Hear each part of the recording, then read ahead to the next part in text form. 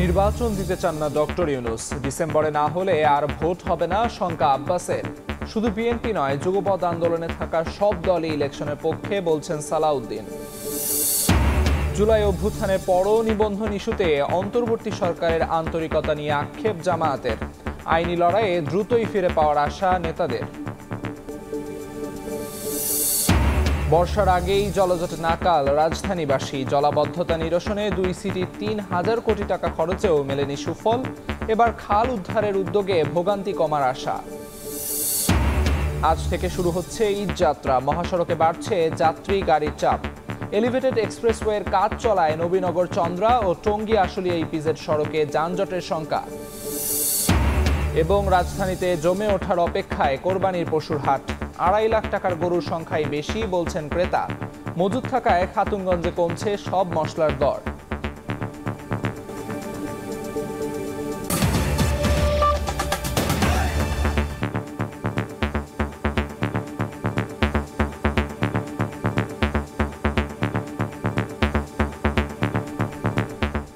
ভোরের সময়ের সঙ্গে আছি আমি আমিরুল ইসলাম আলিফ। ডিসেম্বরে নির্বাচন না হলে এদেশে আর কখনো নির্বাচন হবে না বলে শঙ্কা প্রকাশ করেছেন বিএনপির স্থায়ী কমিটির সদস্য মির্জা আব্বাস। ডক্টর মোহাম্মদ ইউনূস নির্বাচন চান না এমন অভিযোগ করে তিনি বলেন, বিদেশে বসে বিএনপিকে নিয়ে বদনাম করছেন প্রধান উপদেষ্টা। আরেক নেতা সালাউদ্দিন আহমেদ বলেন, শুধু বিএনপি নয়, যুগপৎ আন্দোলনে থাকা সব দল ডিসেম্বরের মধ্যে নির্বাচন চায়। জিয়াউর রহমানের শাহাদত বার্ষিকীতে আলাদা আয়োজনে এ কথা বলেন তারা। তাসলিম তৌহিদকে সঙ্গে নিয়ে আহমেদ সালেহিনের রিপোর্ট।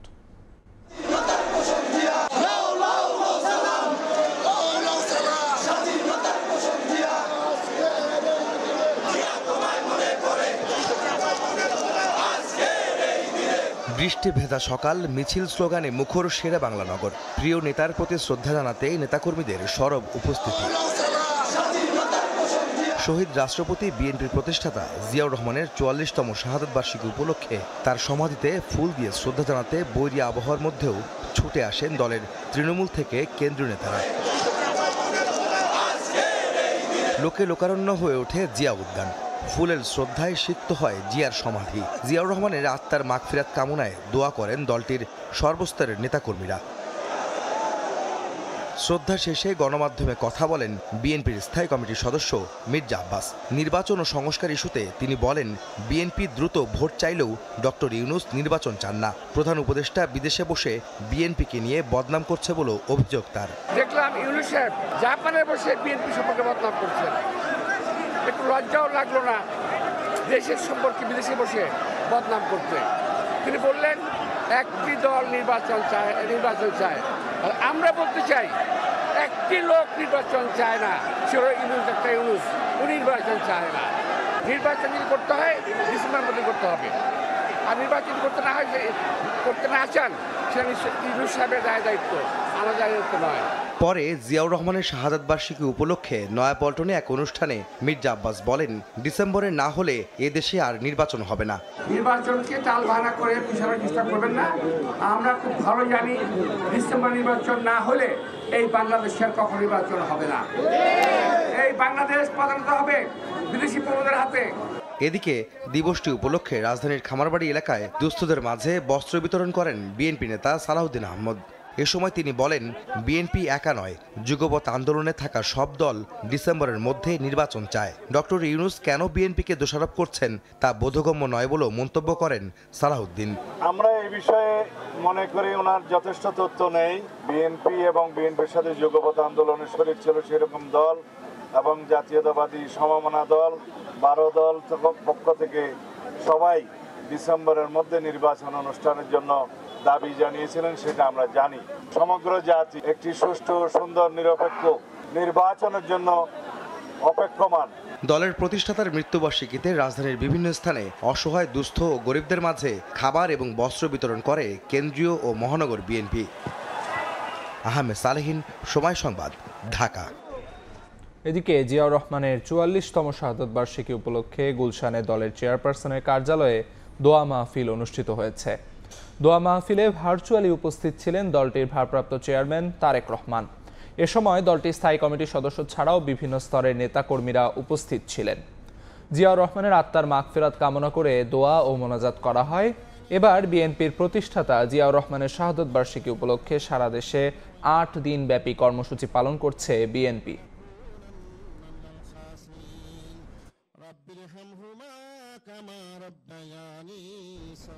নির্বাচিত সরকার ছাড়া দেশে গণতন্ত্র প্রতিষ্ঠিত হবে না বলে মন্তব্য করেছেন বিএনপির স্থায়ী কমিটির সদস্য আমির খসরু মাহমুদ চৌধুরী।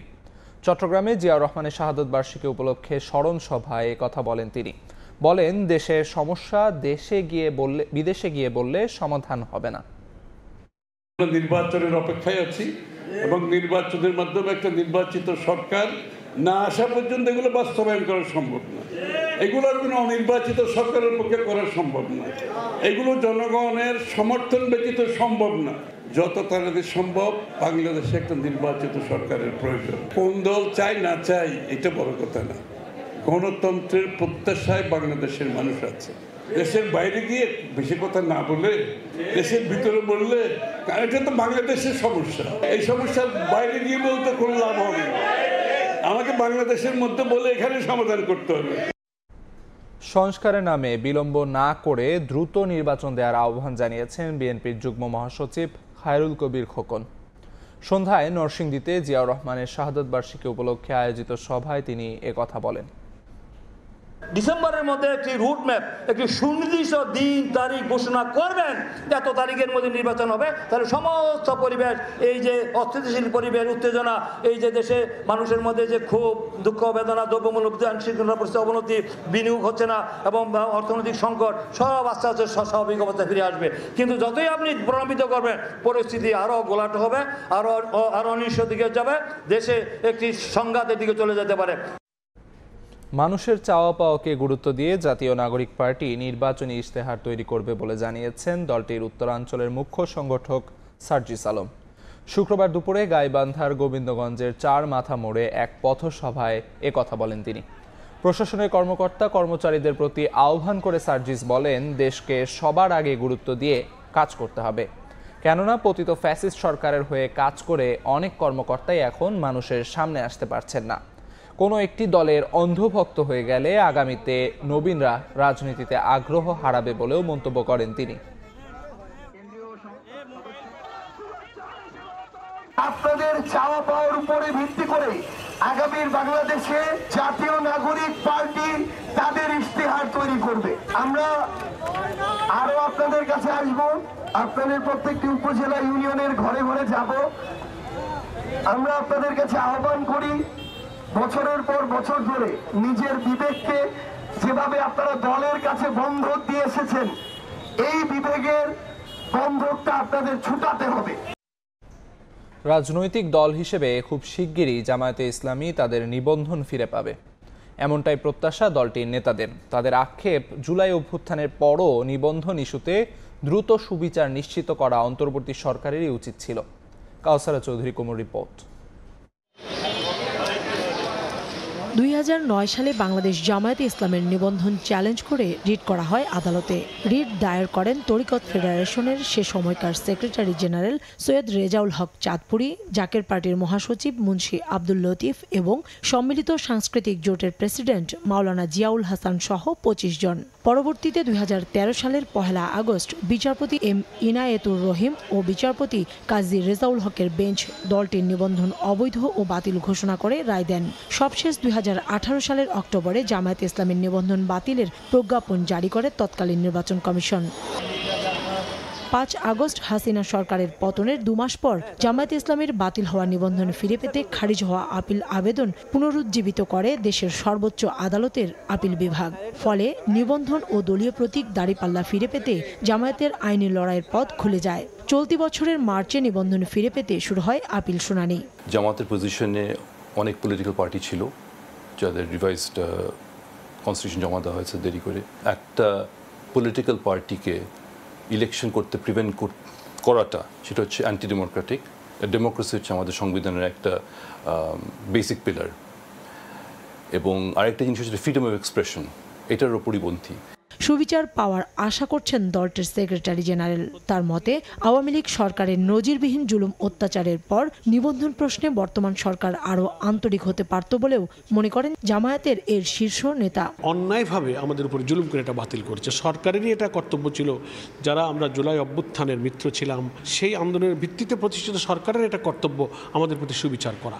দলটির আশা নিবন্ধনের রায় জামায়াতের পক্ষে আসার পাশাপাশি বহাল থাকবে দাঁড়িপাল্লা প্রতীকটিও। নিবন্ধন প্রতীক সহ ইনশাআল্লাহ আমরা আদালতের মাধ্যমে ফেরত পাবো। কাউসারা চৌধুরী কুমু, সময় সংবাদ, ঢাকা। প্রধান উপদেষ্টার সঙ্গে বৈঠকের পরও নির্বাচনের সময়সীমা সহ বিভিন্ন ইস্যুতে একমত হতে পারেনি রাজনৈতিক দলগুলো। এ কারণে রাজনীতিতে এখনও শঙ্কা কাটেনি বলে মনে করেন বিশ্লেষকরা।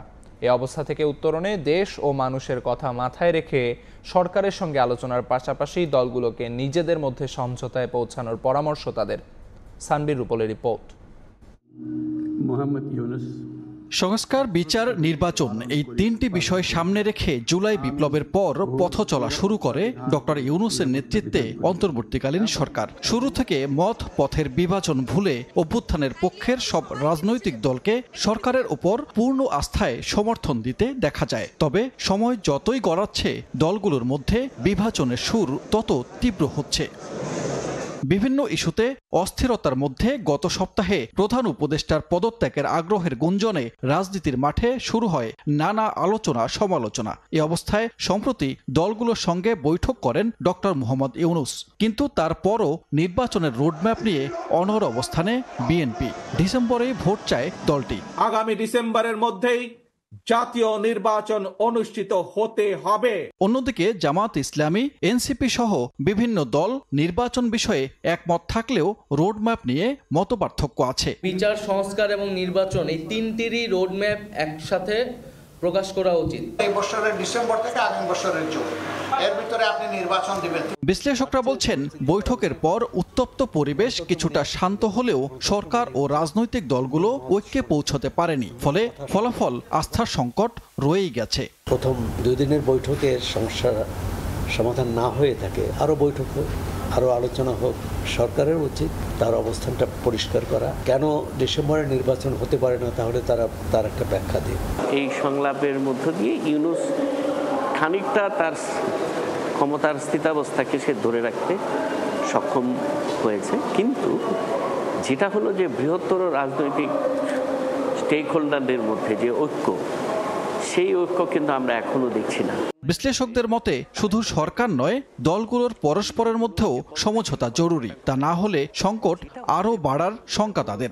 ঐক্যটা যদি সঠিকভাবে না হয় তাহলে তো সামনের দিনগুলোতে একটা খারাপ অবস্থা তৈরি হতে পারে। কোনো রাজনৈতিক পক্ষ যদি বলে যে আমরা নির্বাচনে যাব না, কারণ এই নির্বাচনে আমাদের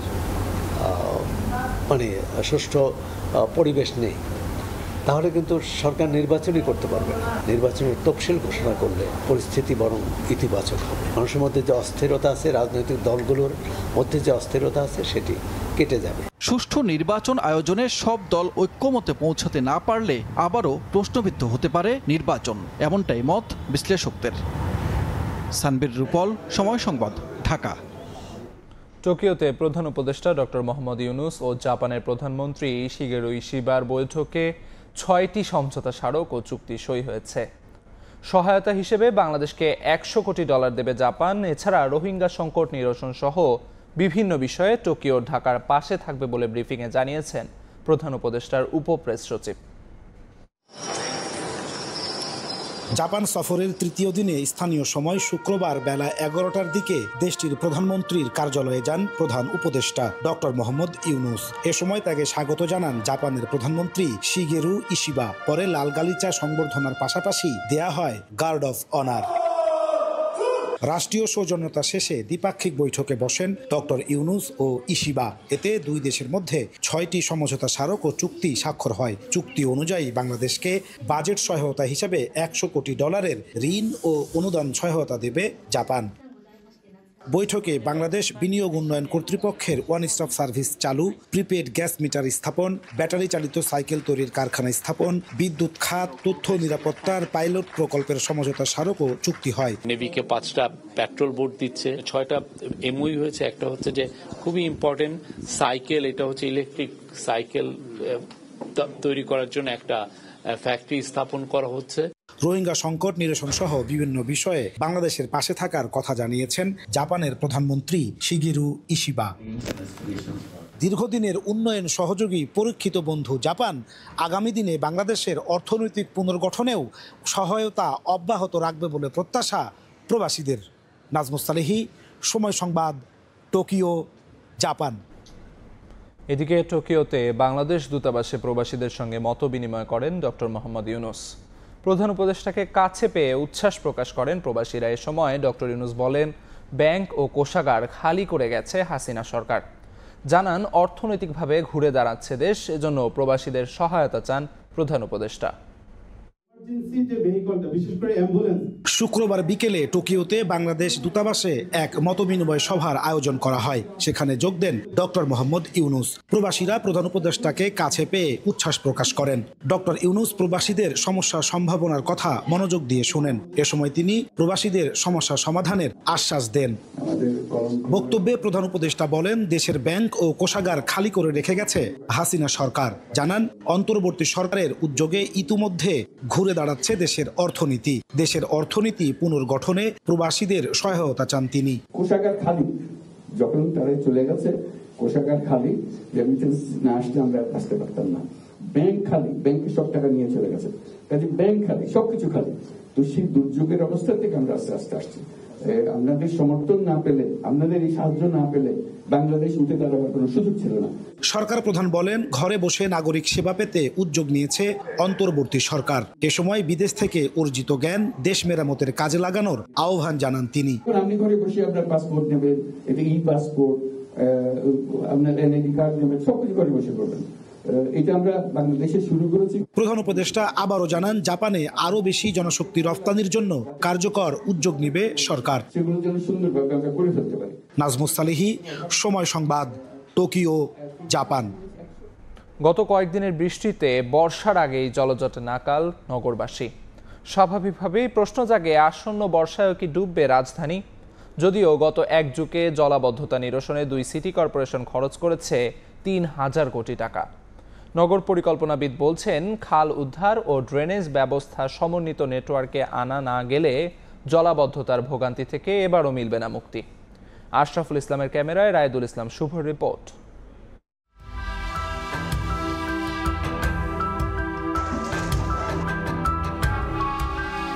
রাজধানীতে যে কটি এলাকার মানুষকে জলজটের নাকাল হতে হয় তার মধ্যে অন্যতম মিরপুর। রাজধানীবাসীর ভোগান্তি কমাতে তৈরি করা হয় 1.5 কোটি টাকার ব্যয়ে মেট্রো রেল প্রকল্প, যা কিনা উপর দিয়ে বয়ে চলেছে আমার। আর আমি নিচে যেখানে দাঁড়িয়ে আছি সেখানে জলাবদ্ধতার সৃষ্টি হয়েছে। এটি কোনো বৃষ্টির পানি নয়, ড্রেনের পানি সড়কে এসে পৌঁছেছে। এই এলাকার বেহাল ড্রেনেজ ব্যবস্থা বলে দিচ্ছে আসন্ন বর্ষা মৌসুমেও ভোগান্তি থেকে নিস্তার নেই। শুধু মিরপুর নয়, প্রতি বছর সামান্য বৃষ্টিতে ভয়াবহ জলাবদ্ধতার কবলে পড়ে রাজধানীর অর্ধশত এলাকা। ধানমন্ডি 27-এ দেখা যায় সড়কে পানি নিষ্কাশন পাইপের মুখেই জমে আছে ময়লা। ম্যানহোলে ময়লা জমে ড্রেনের পানি উপচে সড়কে আসার উপক্রম। ফোন দিতে দিতে দিতে দিতে তারপরে যায় 1, 2 জন 3 জন একদিন আসে, কিন্তু ওরা ওদের যে দায়িত্ব সেই দায়িত্ব মোতাবেক কোনো কাজই করে না। ওরা যাত্রী নেওয়া যায় না, ময়লার ভিতরে নামে না, আমার বসে থাকতে হয়। কোমর পর্যন্ত পানি, গাড়ি টাইনা নিতে হয়, কারণ যাত্রীও নামে না, গাড়িও চাপাইতে হয়, সরাইতে হয়, গাড়ি স্টার্ট নেয় না। এখানকার ময়লা আবর্জনা পানি আসে, সেটা মানুষের গায়ে লাগছে। আমার ওয়াইফ আমার ঘরেই ঢুকতে দিচ্ছিল না, এরকম একটা ব্যাড স্মেল আলা পানি। আন্ডারগ্রাউন্ডগুলো ভালো করে করতে হবে, বড় করে করতে হবে, পরিষ্কার করতে হবে, তাহলে তো হবে না। দীর্ঘমেয়াদের একটা সময় নিয়ে কাজ করবে, এই কাজগুলো কেউ করার চেষ্টা করে না। কেন করে না? তার সদিচ্ছার অভাব আছে। জলাবদ্ধতা নিরসনে চলতি বছরের ফেব্রুয়ারিতে নতুন করে ঢাকার খালগুলো পুনরুদ্ধারের উদ্যোগ নেয় অন্তর্বর্তী সরকার, কিন্তু বাস্তবতা ভিন্ন। এলাকার যত ময়লা আছে সব খালের ভিতরে ফেলায়। খালের মুখটা বন্ধ করে অবৈধ গ্যারেজ তৈরি করছে, আমরা কিছু বলতে পারি না। সরকার থেকে আমি লইছি, কাগজ তো আমার কাছে নাই, কাগজ তো অন্যজনের কাছে। যদিও জলাবদ্ধতা নিরসনে গত এক যুগে ঢাকার 2 সিটি কর্পোরেশন 3000 কোটি টাকা ব্যয় করে। এবারের বর্ষায় জলাবদ্ধতা নিরসনে কিছু উদ্যোগ নেওয়া হয়েছে জানিয়ে এবার ভোগান্তি কম হওয়ার আশা পরিবেশ উপদেষ্টার। দুইটা সিটি কর্পোরেশনই ড্রেনগুলো এবার বেশ আগে থেকে পরিষ্কার করার কাজ শুরু করেছে। আর কিছু পারি আর না পারি খালের নিচটা অন্তত যদি আমরা গভীর করে দিই এবং ড্রেনগুলো পরিষ্কার করি, তাহলে জলাবদ্ধতাটা আশা করি এবার অন্যান্য বছরের তুলনায় কম হবে। পরিকল্পিত নগরায়নের পাশাপাশি খাল উদ্ধার ও ড্রেনেজ ব্যবস্থা সমন্বিত নেটওয়ার্কে আনা গেলে জলাবদ্ধতা নিরসন সম্ভব বলে মত নগর পরিকল্পনাবিদদের। খাল উদ্ধার হয়েছে অল্প অংশ, কিন্তু তার ডাউনফলে গিয়ে সেখানে ভরার যার ফলে সেই পানিটা নামতে পারছে না। ড্রেনের ক্ষেত্রেও তাই, যে আমরা পুরো নেটওয়ার্কটাকে উদ্ধার না করতে পারলে কখনই এটা হবে না। ক্যালেন্ডারের পাতা অনুযায়ী বর্ষা মৌসুম শুরু হতে এখনো বাকি অন্তত 2 সপ্তাহ। সাগরে নিম্নচাপের প্রভাবে ঢাকায় গত কদিনের বৃষ্টি ও জলজট জানান দিচ্ছে আসন্ন মৌসুমেও ভোগাবে রাজধানীবাসীকে। রায়দুল ইসলাম শুভ, সময় সংবাদ। একদিকে এলিভেটেড এক্সপ্রেসওয়ে নির্মাণ কাজ, অন্যদিকে সড়কে খানাখন্দ, তার সঙ্গে যোগ হয়েছে পশুবাহী ট্রাক ও ঘরমুখী মানুষের বাড়তি চাপ। এতে ঈদুল আজহায় প্রায় 20 কিলোমিটার সড়কে যানজটের আশঙ্কা যাত্রী ও চালকদের। তবে ঈদযাত্রা নির্বিঘ্ন করতে সব ধরনের প্রস্তুতির কথা জানিয়েছে হাইওয়ে পুলিশ। মনির হোসেনের ছবি ও মোজাফফর হোসেন জয়ের তথ্য নিয়ে রিপোর্ট। বিমানবন্দর থেকে শুরু হওয়া ডিইপিজেড পর্যন্ত এলিভেটেড এক্সপ্রেস ওয়ের নির্মাণ কাজের এই চিত্র নবীনগর চন্দ্রা ও টঙ্গী আশুলিয়া ইপিজেড সড়কের। এমনিতেই প্রতিনিয়ত যানজট বিড়ম্বনায় থাকা সড়কটিতে বাড়তি ভোগান্তি হিসেবে যোগ হয়েছে জলাবদ্ধতা ও খানাখন্দ। এতে যাত্রীরা যানজট আতঙ্কে ঈদের নির্বিঘ্নে বাড়ি ফেরা নিয়ে চরম ভোগান্তিতে পড়ার শঙ্কায়। বেহাল অবস্থা, এতে জনগণ বাড়িতে ঠিক মতো যেতে পারবে না। রাস্তার যে খানাখন্দ, এতে প্রতিদিন অ্যাক্সিডেন্ট হতেছে। সবসময় জ্যাম পোহাতে হয়, গত ঈদেও অনেক জ্যাম পোহাতে হয়েছে, এবারও আরো বেশি হয়তো বা হবে। রাস্তায় ভাঙা, এর কারণে প্রচুর পরিমাণ জ্যাম হবে। গর্ত ভরা, খাল খনন, তার মধ্যে মোটরসাইকেল চালাতে আমাদের সমস্যা হচ্ছে। পরিবহন সংশ্লিষ্টরা বলছেন, বর্ষা মৌসুম শুরু হওয়ায় আশুলিয়া থেকে বাইপাইল পর্যন্ত সড়কটিতে খানাখন্দ আর জলাবদ্ধতার কারণে চরম ভোগান্তিতে পড়তে হয় পরিবহনগুলোকে। তার সঙ্গে যোগ হয়েছে কোরবানির পশুবাহী ট্রাক ও ঈদে ঘরমুখ যাত্রীদের চাপ। এছাড়া যত্রতত্র যানবাহন পার্কিং আর ব্যাটারি চালিত অটোরিকশার দৌরাত্মের কারণে বাড়তি ভোগান্তি হতে পারে এই সড়কে। জামজট লাগিয়ে আছে, উল্টা পাল্টা গাড়ি ঢুকায়, ভাঙ্গা টাঙ্গা আছে, যেখানে ডাইভারশন দেওয়া আছে ওগুলো নিয়ে জাম পড়তেছে। সেতুর কাছে ওখানেও জাম লাগে, ওটাও হয়নি কাজ ক্লিয়ার। ছুটি কাটাবে মানুষ, তাকে এখানে রিড করতে হবে যদি এই রাস্তাকে ব্যবহার করে কোনো পরিবহন গাড়ি। দিন শেষ হয়ে যায় এখানে, খাবো কি, যাবো কি, কিভাবে কি করবো। অটোরিক্সা যদি উল্টে সেটা আসে তাহলে এই যানজটগুলা হবে না। আর উত্তরবঙ্গ থেকে দক্ষিণবঙ্গ থেকে ট্রাকগুলো ঢুকবে, সেটা আমাদের জন্য সম্ভাবনা বেশি। আমাদের যানজটের জন্য ট্রাকে যাত্রী উঠায়, তখন আমাদের গাড়ি পরিবহন সেক্টরটা আপনার প্রবলেম হয়ে দাঁড়ায়। আসন্ন ঈদে সড়কে প্রতিবন্ধকতার শঙ্কার কথা স্বীকার করে সংকট নিরসনে প্রয়োজনীয় প্রস্তুতি নেওয়া হয়েছে জানাই হাইওয়ে পুলিশ। সর্বোচ্চ হলো চেষ্টা আছে মানুষকে নির্বিঘ্নে বাড়িতে পৌঁছানোর ব্যাপারে আমরা বদ্ধপরিকর। রাস্তায় যদি কোনো স্ট্রাকচারাল কোনো প্রবলেম থাকে সেটাকে মাথায় নিয়ে আমরা কাজ করতেছি। উত্তরবঙ্গ ও দক্ষিণ পশ্চিমাঞ্চলের কয়েক হাজার যানবাহন প্রতিদিন এই দুটি সড়কে চলাচল করলেও ঈদে এই সংখ্যা বেড়ে যায় কয়েক গুণ।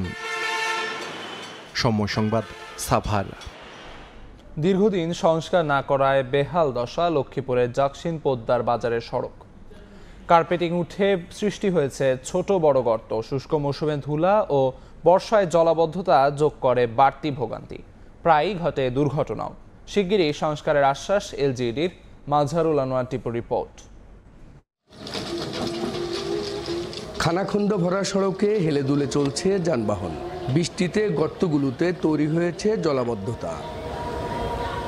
দীর্ঘদিন সংস্কার না করায় চলাচলের অনুপযোগী হয়ে পড়েছে লক্ষ্মীপুর সদর উপজেলার দক্ষিণ পোদ্দার বাজার 10 কিলোমিটার দীর্ঘ সড়ক। এলাকাবাসী বলছেন, শুষ্ক মৌসুমে ধুলা ও বর্ষা মৌসুমে জলাবদ্ধতা যোগ করে বাড়তি ভোগান্তি। প্রায় ঘটছে ছোট বড় দুর্ঘটনা, বিকল হচ্ছে যানবাহন। রাস্তার তেলাপিয়া মাছ চাষ করা যাবে এমন অবস্থা, অসুস্থ হলে যে হাসপাতাল নেবে সেই অবস্থা নাই। 2 দিন আগে আমি নিজেই রাস্তাতে চলাফেরা করতে গিয়ে অ্যাক্সিডেন্ট করি। আমাদের গাড়ির এক্সেল ভাঙি যায়, 5 চাকা পাঞ্চার হয়ে যায়। আমাদের চাকাও শেষ, আমাদের মাজাও শেষ। বিনীতভাবে আবেদন জানাচ্ছি যে আমাদের এই রাস্তাটা অতি দ্রুত যেন সংস্কার করে দেওয়া হয়। এলজিইডি বলছে, সড়কটি সংস্কারের জন্য এরই মধ্যে প্রকল্পের প্রস্তাবনা মন্ত্রণালয়ে পাঠানো হয়েছে। বরাদ্দ পেলেই শুরু হবে কাজ। আমরা এটা বিশ্বব্যাংকের অর্থায়নে যে প্লাট প্রকল্প, সেখানে প্রস্তাবনা করেছি। যদি সেটা আমাদের এটা পাস হয়ে যায়, আমরা এটা উন্নয়ন করবো, জনদুর্ভোগ লাঘব হয়ে যাবে। দক্ষিণ পোদ্দার বাজার সড়কের উপর দিয়ে প্রতিদিন অন্তত 20,000 মানুষ চলাচল করে। আজহারুল আনোয়ার টিপু, সময় সংবাদ, লক্ষ্মীপুর। ঈদুল আজহা সামনে রেখে প্রস্তুত হচ্ছে রাজধানীর পশুর হাট। কয়েকদিন ধরে দেশের বিভিন্ন প্রান্ত থেকে বিক্রেতারা কোরবানির পশু নিয়ে এলেও বৃষ্টির কারণে শুরু হয়নি বেচাকেনা। ঈদের 4-5 দিন আগে হাট জমে উঠবে বলে আশা বিক্রেতাদের। তবে এবার পশুর দাম কিছুটা বেশি বলে অভিযোগ ক্রেতাদের। প্রতি বছর কোরবানির পশুর হাটের চিত্রই জানান দেয় ঈদুল আজহার আগমনী বার্তা। অন্যবার ঈদের প্রায় 15 দিন আগেই হাটের প্রস্তুতি সম্পন্ন হলেও এবার ঢাকার 2 সিটি কর্পোরেশনের দরপত্রের কার্যক্রমে দেরি হওয়ার পাশাপাশি বৈরী আবহাওয়ায় পিছিয়ে গেছে হাট প্রস্তুতের কাজ। রাজধানীর গাবতলী পশুর হাটে বাঁশ ত্রিপল দিয়ে অস্থায়ী ছাউনি তৈরি করা হলেও এখনও পশু তোলা শুরু হয়নি। তবে উত্তরার দিয়াবাড়ি পশুর হাটে দেশের বিভিন্ন এলাকা থেকে আনা হয়েছে কোরবানির পশু। কয়েকদিনের টানা বৃষ্টির কারণে বেচাকেনা না থাকলেও আগামী কয়েকদিনের মধ্যেই জমে উঠবে বলে আশাবাদী বিক্রেতারা। বৃষ্টির কারণে খরিদ্দার আসেনি, আসতেছে টুকটাক করে। আসার পর তিনি খুবই বৃষ্টি, মানে পাও গা মাওয়া গেছে, খুব কষ্ট করতেছি। বড় বড় গরু লিয়াইছি, বৃষ্টি সারা আমদানি হবে, লোকও আমদানি হবে, বিক্রি ভালোই হবে, এটা আশা করছি আমরা।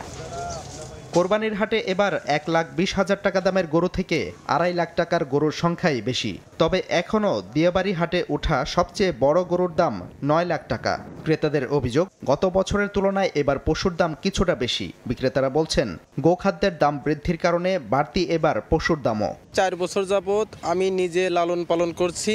হাটের ভিতর আশা করি সবচেয়ে বড় গরু এটার আমি দাম চাচ্ছি 9 লক্ষ টাকা। মিডিয়াম গরু 1,20,000 টাকার মধ্যে, আর তারপরে মাঝারি গরু 2-2.5 লক্ষ টাকার মধ্যে পাওয়া যাবে। দামটা খুব বেশি চাচ্ছে আর কি, যেভাবে দাম চাচ্ছে আমার কাছে মনে হয় দাম যা তার দ্বিগুণের চেয়ে বেশি চাচ্ছে আর কি।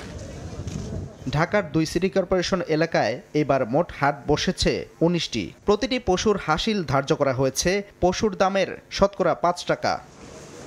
সাদিকুর রহমান, সময় সংবাদ, ঢাকা। ঈদুল আজহার সামনে রেখে খাতুনগঞ্জে পর্যাপ্ত সরবরাহ থাকায় এবার গরম মশলার দামও কম। এলাচ, দারচিনি, লবঙ্গ সহ বেশিরভাগ মশলার দর গত বছরের চেয়ে 150 টাকা পর্যন্ত কম বলে দাবি ব্যবসায়ীদের। তবে আমদানিকাররা বলছেন, চোরাই পথে ভারত থেকে মশলা আসায় লোকসানের মুখে পড়েছেন তারা। ফেরদৌস লিপির রিপোর্ট।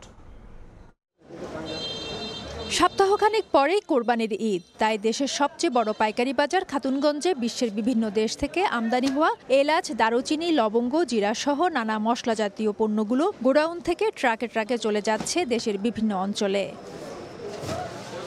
কোরবানি ঈদ উপলক্ষে এবার দেশে পর্যাপ্ত মশলার আমদানি হয়েছে বলে জানান ব্যবসায়ীরা। ঈদের বাড়তি চাহিদা বিবেচনা করে 3 মাস আগেই রফতানিকারক দেশগুলো থেকে মশলা আমদানি শুরু করেন ব্যবসায়ীরা। এবছর এলাচ ছাড়া অধিকাংশ গরম মশলার দাম বিগত বছরের তুলনায় কেজিতে 50 থেকে 150 টাকা পর্যন্ত কম বলে জানান আমদানিকারকরা। যথেষ্ট আমদানি হয়েছে, আর এখন এলাচি বাজারটা 500 টাকা 15 দিনের মধ্যে যে কমে গেছে, এটা হলো যে আসলে এখানে ইন্ডিয়ার থেকে মাল যখন বেশি হবে তখন 3000 টাকায়ও আসে যেতে পারে। আমদানিকারক এবং পাইকারি ব্যবসায়ীরা বলছেন, দেশের গরম মশলার চাহিদার প্রায় 90% আমদানি করতে হয়, আর আন্তর্জাতিক বাজারের বুকিং রেটের উপর নির্ভর করে দেশের গরম মশলার বাজার দাম ওঠানামা করে। এক্ষেত্রে অত্যাবশ্যকীয় পণ্য হওয়ার সত্ত্বেও উচ্চ শুল্ক হারের কারণে দেশের বাজারে মশলার দাম সবসময় বেশি থাকে। পর্যাপ্ত মজুদ থাকলেও বিগত বছরের তুলনায় বেচাকেনা কম বলে দাবি ব্যবসায়ীদের। এছাড়া চোরাই পথে দেশে মশলা ঢোকায় সরকার রাজস্ব থেকে যেমন বঞ্চিত হচ্ছে, তেমনি ব্যবসায়ীরা আর্থিকভাবে ক্ষতিগ্রস্ত হচ্ছে বলে দাবি আমদানিকারকদের। এখানে ইন্ডিয়ার থেকে কিছু মাল আসতেছে, সোরাপথে কিছু মাল আসতেছে, সেজন্য এখানে বেচা কিনা খুব খারাপ। ফুল ডিউটি দিয়ে আসতেছে, আর তো বর্ডার এলাকায় কম আসতেছে, ওই জন্য এখান থেকে মাল চিটাং আসতেছে, এই জন্যই তো আমাদের ব্যবসা বাণিজ্য খুবই খারাপ। এদিকে কাঁচা পণ্যের মধ্যে চাহিদার চেয়েও বেশি সরবরাহ দেশীয় পেঁয়াজের, ফলে দামও স্থিতিশীল। তবে সরবরাহ সংকটে ঊর্ধ্বমুখী রসুন ও আদার বাজার। প্রতিটা ঘরে ঘরে পর্যাপ্ত পেঁয়াজ রয়েছে, এখনো বাজারটা ঊর্ধ্বমুখী না নিম্নমুখী আছে। আদা রসুন একটু বাড়ছে, বাজার গত সপ্তাহের তুলনায় এই সপ্তাহে প্রায় 10-15 টাকা বেড়ে গেছে। ব্যবসায়ীরা জানান, দেশে প্রতি বছর প্রায় 900 কোটি টাকা মশলা আমদানি করা হয়। ফেরদৌস লিপি, সময় সংবাদ, চট্টগ্রাম। আসন্ন বাজেটে আদিবাসীদের জন্য 1000 কোটি টাকা উন্নয়ন বাজেট বরাদ্দের দাবি জানিয়েছে বাংলাদেশ আদিবাসী ইউনিয়ন। শুক্রবার জাতীয় প্রেস ক্লাবে সংবাদ সম্মেলনে সংগঠনটি দাবি করে, আদিবাসী জনগোষ্ঠীর জন্য উন্নয়ন বরাদ্দ বরাবরই অপ্রতুল। প্রকল্পগুলোর বেশিরভাগই তাদের স্বতন্ত্র চাহিদা, সাংস্কৃতিক বাস্তবতা ও মানবাধিকার বিবেচনায় নেওয়া হয় না বলেও দাবি করেন সংগঠনের নেতারা। এ সময় সমতলের আদিবাসীদের জন্য আলাদা দপ্তর স্থাপন করারও দাবি জানানো হয়। অধিকার সুরক্ষা, মাতৃভাষায় শিক্ষা, সামাজিক সুরক্ষা, স্বাস্থ্য, নারী উদ্যোক্তা উন্নয়ন, পরিবেশ সংরক্ষণ এবং জুম চাষিদের রেশনিংয়ের দাবিও জানায় সংগঠনটি।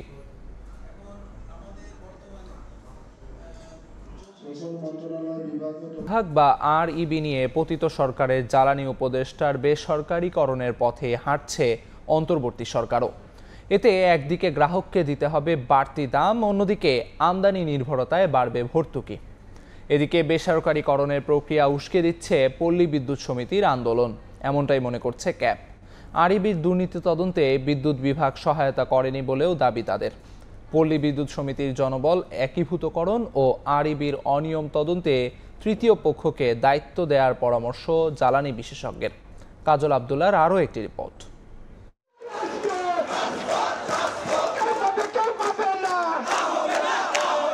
পল্লী বিদ্যুতায়ন বোর্ড, আরইবি ও পল্লী বিদ্যুৎ সমিতির অভ্যন্তরীণ কোন্দল দীর্ঘদিনের। তবে আরইবি ও পল্লী বিদ্যুৎ সমিতি পরস্পরের দুর্নীতি সহ নানা দোষারোপ ও দাবিতে অস্থিরতা এখন চরমে, যা সমাধানে সরকার ব্যর্থ হয়েছে বলেই মনে করেন খাত সংশ্লিষ্টরা।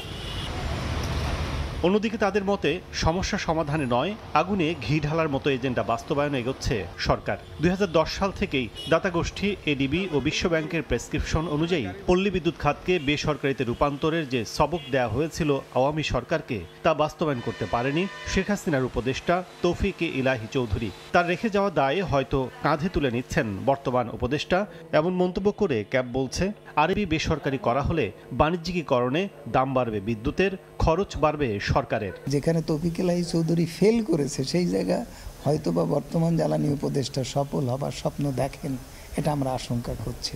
আমরা স্পষ্ট জানিয়ে আসছি যে ওয়ার্ল্ড ব্যাংকের এটা কোনোভাবেই সফল করা যাবে না, বাণিজ্যিক হয়ে যাবে। তার মানে বিদ্যুতের দাম বাড়বে, জ্বালানির দাম বাড়বে, আরইবিতেও এরকম ব্যয় বেড়ে যাবে। ব্যয় বেড়ে গেলে জনগণের কাছ থেকে বেশি বেশি পয়সা নেবে, তার মানে এটাকে বিদ্যুৎ আমদানি বাজারে পরিণত করবে। ওয়ার্ল্ড ব্যাংক, আইএমএফের কাজটা হচ্ছে বাংলাদেশের বিদ্যুৎ এবং জ্বালানির বাজারটা আমদানি বাজারে পরিণত করা। এদিকে বিগত সরকারের আমলে বিদ্যুৎ খাতে দুর্নীতির অংশ হিসেবে আরইবিতেও কেনাকাটা, টেন্ডার সহ মাঠ পর্যায়ে হয়েছে নানা অনিয়ম। প্রাথমিক তদন্তে স্পষ্ট হলেও দ্বিতীয় ধাপের তদন্তে মন্ত্রণালয় নিষ্ক্রিয় থেকেছে বলে অভিযোগ ক্যাবের। তারা এমনও দৃষ্টান্ত স্থাপন করেছে, যার বিরুদ্ধে অভিযোগ তার কাছে চিঠি পাঠিয়ে তাকে ব্যবস্থা নিতে বলা হয়েছে। বিদ্যুৎ খাতের এই দুর্নীতি নিয়ে যা করেছে বিদ্যুৎ এবং জ্বালানি মন্ত্রণালয়, যা করছে সেটা ভয়াবহ রকমের একটা প্রহসন। আরইবিও সেটার শিকার। পল্লী বিদ্যুৎ সমিতির জনবল আইনি কাঠামোতে একীভূতকরণ ও আরইবির অনিয়ম তদন্তে থার্ড পার্টিকে দায়িত্ব দেওয়ার পরামর্শ জ্বালানি বিশেষজ্ঞদের। আমার গ্রামে তো আমি আরইবির একজন গ্রাহক, ঠিক আছে, মিটারে চলছে না কিন্তু মিটারে দেখাচ্ছে মিটার চলছে। এটা গ্রাহককে ভোগাতে, এটা তো পকেট চুরি করা। বিদ্যুতের দুর্নীতির, আরইবি রিলেটেড দুর্নীতির সরকার কেন কোনো পদক্ষেপ নিচ্ছে না? এটা তদন্ত করা উচিত থার্ড পার্টি দিয়ে, দরকার হয় দুদক এটা ইন্টারভিন করবে। পল্লী বিদ্যুৎ সমিতির সমস্যা সমাধানে বিদ্যুৎ বিভাগ আস্থা রাখতে না পারায় বিষয়টি রেগুলেটরি কমিশনে পাঠানোর পরামর্শ দেন খাত সংশ্লিষ্টরা, যেখানে অংশীজনদের নিয়ে একজন বিচারপতির নেতৃত্বে উন্মুক্ত সভায় তদন্ত কমিটি গঠনের তাগিদ দিয়েছেন তারা। কাজল আব্দুল্লাহ, সময় সংবাদ, ঢাকা। কাচিহারা মধ্যপাড়া গ্রামে অভিযান চালায় সেনাবাহিনী। এ সময় চাল ব্যবসায়ী মোহাম্মদ আসগর আলী ও আনোয়ার হোসেনের বাড়িতে অভিযান চালানো হয়। এ সময় আইনশৃঙ্খলা বাহিনীর উপস্থিতি টের পেয়ে পালিয়ে যায় মজুতকারীরা। পরে জব্দ করা 603 বস্তা চাল ইসলামপুর থানায় হস্তান্তর করা হয়। এ বিষয়ে আইনগত ব্যবস্থা নেওয়ার কথা জানিয়েছে পুলিশ।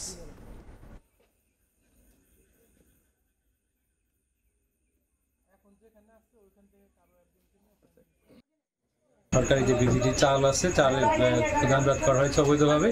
উক্ত সংবাদের ভিত্তিতে বাংলাদেশ সেনাবাহিনী দেয়ানগঞ্জ দ্রুত ঘটনাস্থলে আসে। 500 থেকে 600 বস্তার মতো চাল উদ্ধার করি, যেটা ধারণা করা হচ্ছে যে এখানে আনোয়ার এবং আসগর আলী নামে 2 ব্যক্তি জড়িত। পরবর্তীতে আমরা স্থানীয় প্রশাসনকে ডাকি, পুলিশকে ডাকি এবং এসিল্যান্ড আমাদের সাথে আছেন এবং ওনাদের কাছে হস্তান্তর করা হয়েছে। ওনারা ব্যাপারটি জব্দ করে পরবর্তী তদন্তের মাধ্যমে ব্যাপারটি সুরাহা করবে।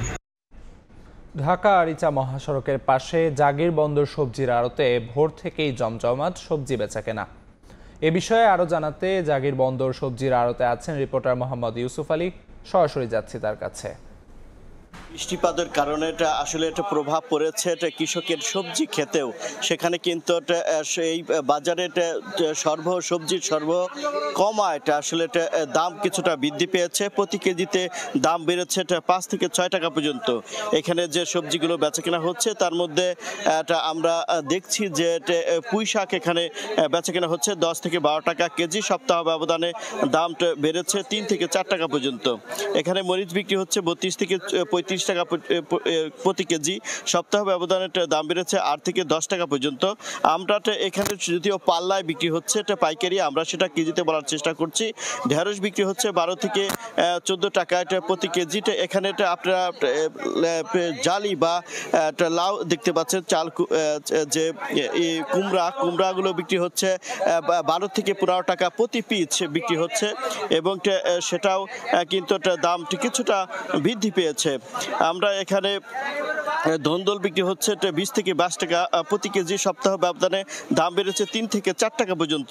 শশা এর দাম একটু শশা বিক্রি হচ্ছে এখানে 8 থেকে 9 টাকা প্রতি কেজি। দাম কমেছে সপ্তাহ ব্যবধানে 5 থেকে 6 টাকা পর্যন্ত।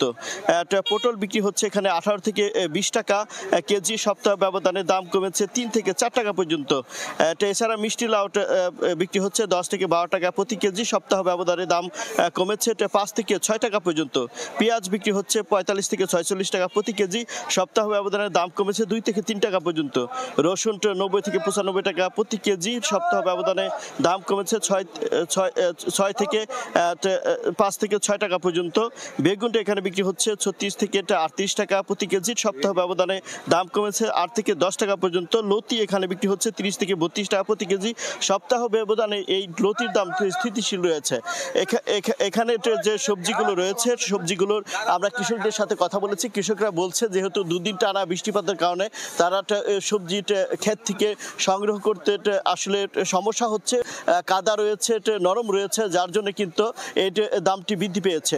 এবং কি এখানে আমরা যারা আড়তদার রয়েছে তাদের সাথে কথা বলেছি, তারা বলছে 2-1 দিনের মধ্যে এটা আবার সবজির দাম স্থিতিশীল হয়ে যাবে। এই ছিল আমার কাছে এইটা জাগির সবজি আড়ত থেকে সর্বশেষ তথ্য। জাগির বন্দর সবজির আড়ত থেকে সবশেষ জানাচ্ছিলেন সহকর্মী ইউসুফ আলী। আবহাওয়া অনুকূলে থাকায় ব্রাহ্মণবাড়িয়ায় এবছর লিচুর বাম্পার ফলন হয়েছে। ভালো ফলন ও দামে খুশি বাগান মালিকরা। দূর দূরান্ত থেকে বাগানগুলোতে ভিড় করছেন দর্শনার্থীরা। জুয়েল রহমানের ছবিতে উজ্জ্বল চক্রবর্তীর রিপোর্ট।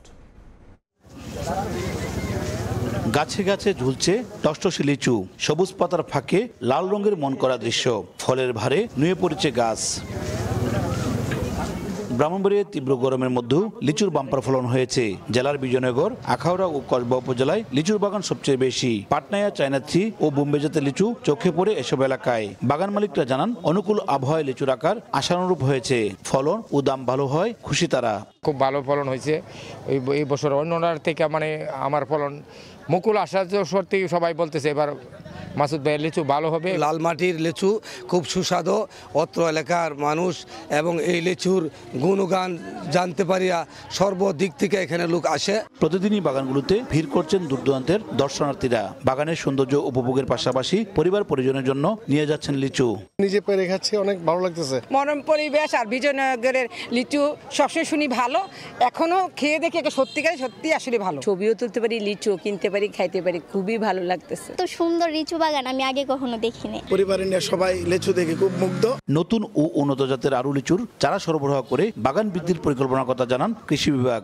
উন্নত জাতের লিচু চাষ আগ্রহ প্রকাশ করছেন। আমাদের প্রচেষ্টা থাকবে প্রশিক্ষণের ব্যবস্থা করা এবং উন্নত জাতের চারা কলম দেশের যেসব অঞ্চল থেকে পাওয়া যাবে সেখান থেকে সংগ্রহ করে এখানে সরবরাহের ব্যবস্থা করা। জেলায় লিচু বাগানের পরিমাণ 568 হেক্টর। এবছর 70 কোটি টাকা বাণিজ্যের আশা ব্যবসায়ীদের। উজ্জ্বল চক্রবর্তী, সময় সংবাদ, ব্রাহ্মণবাড়িয়া। সময় এই ছিল আমার কাছে। পরবর্তী সংবাদগুলো জানাতে সঙ্গে থাকবেন জিনাতারা জশোয়া। ধন্যবাদ আলিফ। পরবর্তী সংবাদগুলো নিয়ে ফিরছি কিছুক্ষণ পরই। গৃহবধূকে গলা কেটে হত্যার অভিযোগে স্বামীকে গ্রেফতার করেছে পুলিশ। বৃহস্পতিবার মধ্যরাতে মির্জাপুর উপজেলার সোহাগপাড়া এলাকায় এ ঘটনা ঘটে। পুলিশ ও স্থানীয়রা জানান, কবিতা বেগম ও সুজন মিয়া দম্পতির মধ্যে রাতে পারিবারিক বিষয় নিয়ে ঝগড়া হয়। এক পর্যায়ে সুজন উত্তেজিত হয়ে ঘরে থাকা ধারালো অস্ত্র দিয়ে কবিতাকে জবাই করে হত্যা করে পালিয়ে যায়। পরে স্থানীয়রা পুলিশকে খবর দিলে রাতেই মরদেহ উদ্ধার করে থানায় নিয়ে যায় পুলিশ। ঘটনায় নিহতের বাবা কদম আলী বাদী হয়ে হত্যা মামলা করেছেন। শুক্রবার সকালে কুমুদিনী হাসপাতাল এলাকা থেকে ঘাতক স্বামী সুজনকে গ্রেফতার করেছে পুলিশ।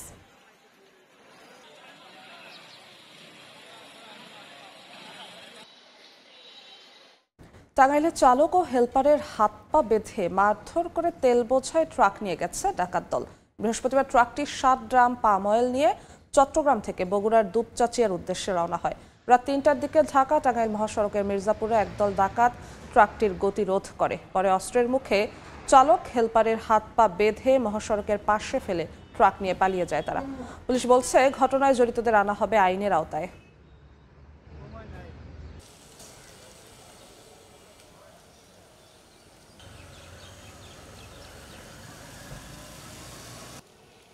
বাইরের খবর, 5 লাখ অভিবাসীর বৈধতা প্রত্যাহারের অনুমতি দিল যুক্তরাষ্ট্রের সুপ্রিম কোর্ট। একই দিন মার্কিন প্রেসিডেন্ট জানান, হার্ভার্ড বিশ্ববিদ্যালয়ের সঙ্গে বিরোধ চললেও তিনি চান বিদেশি শিক্ষার্থীরা যুক্তরাষ্ট্রে পড়াশোনা করুক। এদিকে ডিওজিইর প্রধান হিসেবে ইলন মাস্কের শেষ দিনে তাকে ধন্যবাদ জানিয়ে প্রেসিডেন্ট বলেন, মাস্ক ভবিষ্যতেও প্রশাসনের সঙ্গে যুক্ত থাকবেন। সুপ্রিম কোর্টের রায়ে কিউবা, হাইতি, নিকারাগুয়া ও ভেনেজুয়েলার প্রায় 5,30,000 অভিবাসী যুক্তরাষ্ট্রে থাকার বৈধতা হারাতে বসেছেন। বাইডেন আমলে চালু হওয়া মানবিক প্যারোল কর্মসূচির মাধ্যমে এসব অভিবাসী অস্থায়ীভাবে যুক্তরাষ্ট্রে বসবাস ও কাজ করার সুযোগ পেয়েছিলেন। ট্রাম্প প্রশাসন এই কর্মসূচি বন্ধের উদ্যোগ নিলে তা ফেডারেল আদালতে আটকে যায়, যা এবার সুপ্রিম কোর্টের রায়ে বাতিল হলো। এই রায়ের পরদিনই পররাষ্ট্র মন্ত্রণালয়ের এক নির্দেশনায় জানানো হয়, হার্ভার্ড বিশ্ববিদ্যালয়ের সঙ্গে সংশ্লিষ্ট সব বিদেশি নাগরিকের ভিসা আবেদন অতিরিক্ত যাচাইয়ের আওতায় আসবে। তাদের অভিযোগ, বিশ্ববিদ্যালয়টি ক্যাম্পাসের সহিংসতা ও ইহুদি বিদ্বেষ আটকাতে ব্যর্থ হয়েছে। তবে প্রেসিডেন্ট ট্রাম্প বলেন, হার্ভার্ডের সঙ্গে বিরোধ চললেও তিনি চান বিদেশি শিক্ষার্থীরা যুক্তরাষ্ট্রে পড়তে যাক। একই দিন হোয়াইট হাউসে বিদায়ী ইলন মাস্ককে পাশে বসিয়ে প্রেসিডেন্ট ট্রাম্প তাকে ধন্যবাদ জানান। সরকারি ব্যয় কমাতে মাস্ক দায়িত্ব পান ডিপার্টমেন্ট অফ গভর্নমেন্ট এফিসিয়েন্সি বা ডিওজিইর। কয়েক হাজার কর্মসংস্থান ও বহু সরকারি প্রকল্প বাতিল করে মাস্ক আলোচনার কেন্দ্রে ছিলেন। যদিও প্রতিশ্রুত সাশ্রয়ের পুরোটা পূরণ হয়নি, তবু প্রেসিডেন্ট জানান মাস্ক সবসময়ই প্রশাসনের সঙ্গে থাকবেন। মাস্কও জানান, সরকারি খাতে আরও পরিবর্তনের জন্য তিনি পরোক্ষভাবে যুক্ত থাকবেন। সাদিয়া তাসনিম, সময় সংবাদ। চীনের বিরুদ্ধে বাণিজ্য চুক্তি ভঙ্গের অভিযোগ তুলেছেন সাবেক মার্কিন প্রেসিডেন্ট ডোনাল্ড ট্রাম্প। যুক্তরাষ্ট্র বলছে, জেনেভায় হওয়া বাণিজ্য চুক্তির প্রতিশ্রুতি মানছে না বেইজিং। পাল্টা প্রতিক্রিয়ায় চীন অভিযোগ করেছে, যুক্তরাষ্ট্র তাদের প্রতি বৈষম্যমূলক আচরণ করেছে। এ অবস্থায় প্রভাব পড়েছে দুই দেশের শেয়ার বাজারে। যুক্তরাষ্ট্র চীন বাণিজ্য যুদ্ধের হ্রাস টানতে চলতি মাসের শুরুর দিকে জেনেভায় দুই দেশের মধ্যে অন্তর্বর্তী বাণিজ্য চুক্তি হয়। দুই দেশই একে অপরের উপর আরোপিত কিছু শুল্ক প্রত্যাহার করে এবং অন্যগুলো 90 দিনের জন্য স্থগিত রাখে। কিন্তু মার্কিন প্রেসিডেন্ট ডোনাল্ড ট্রাম্পের অভিযোগ, চীন প্রতিশ্রুতি ভঙ্গ করেছে এবং সম্পূর্ণভাবে চুক্তি লঙ্ঘন করেছে। যদিও তিনি বিস্তারিত কিছু বলেননি, তবে বাণিজ্য প্রতিনিধি জেমিসন গ্রিয়ার জানান, চীন প্রতিশ্রুতি অনুযায়ী অশুল্ক বাধা সরাচ্ছে না।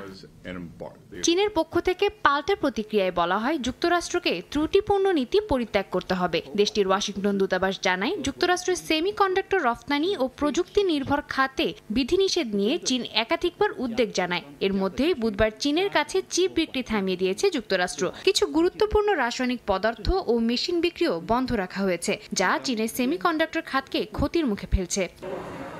এ অবস্থায় নতুন করে উত্তেজনা ছড়িয়েছে শেয়ার বাজারে। শুক্রবার মার্কেট সূচক কমে যায়। ডাও জোন্স সূচক পড়ে 233 পয়েন্ট, S&P 500 কমে 0.95% এবং নাসডাক কমে 1.48%। হোয়াইট হাউসের এক কর্মকর্তার দাবি, চীনের বিরুদ্ধে আরও কিছু বাণিজ্যিক পদক্ষেপ নেয়ার পরিকল্পনা রয়েছে। তবে বাজার পর্যবেক্ষকদের মতে, অতীতের মতো এবারও প্রেসিডেন্ট ট্রাম্প হয়তো শেষ মুহূর্তে সিদ্ধান্ত পরিবর্তন করতে পারেন। সাদিয়া তাসনিম, সময় সংবাদ। বছরে অতিরিক্ত 1 মাস তীব্র গরমে পড়েছে পৃথিবীর মোট জনসংখ্যার অর্ধেক মানুষ। এর পেছনে শুধু জলবায়ু পরিবর্তনকে দায়ী করছেন বিশেষজ্ঞরা। গবেষণা বলছে, তাপমাত্রা বাড়ার প্রভাব পড়েছে বিদ্যুৎ, কৃষিখাত, এমনকি মানুষের স্বাস্থ্যের ওপরও। গত এক বছরে বিশ্বের প্রায় অর্ধেক জনসংখ্যা অতিরিক্ত 1 মাসের বেশি সময় অত্যাধিক গরম সহ্য করেছেন। সাম্প্রতিক এক গবেষণায় তথ্য দিয়েছে world weather attribution, climate central এবং রেড ক্রস। সংস্থা দুটি জানায় 2024 সালের মে থেকে 2025-এর মে মাস পর্যন্ত 400 কোটিরও বেশি মানুষ স্বাভাবিকের চেয়ে অন্তত 1 মাস বেশি সময় তীব্র তাপদাহের মুখে পড়েন। ব্রিটেনের ইম্পেরিয়াল কলেজের লন্ডনের জলবায়ুবিদ ফ্রিডেরিকা অটো বলছেন, প্রায় সব দেশেই তীব্র গরমের দিন বেড়ে গেছে দ্বিগুণেরও বেশি, যা সরাসরি মানুষের কার্যকলাপজনিত জলবায়ু পরিবর্তনের ফল।